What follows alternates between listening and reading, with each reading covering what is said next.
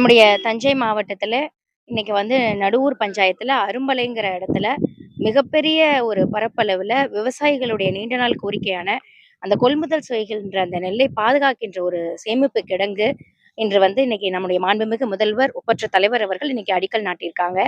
ஆட்சி பொறுப்பேற்றதற்கு முன்பு எல்லா நிலை மக்களையுடைய கஷ்டத்தை உணர்ந்து அதற்காக திட்டம் தீட்டிக் கொண்டிருப்பவர்.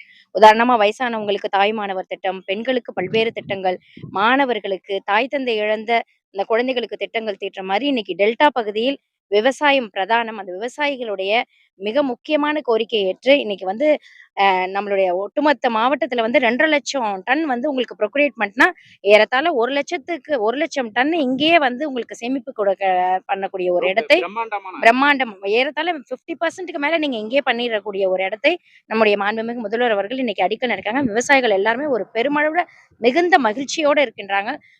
முதலமைச்சருக்கு மிகுந்த ஒரு நன்றியோடு இருப்போம் என்பதையும் தெரிவித்துக் கொண்டிருக்கின்றார்கள்.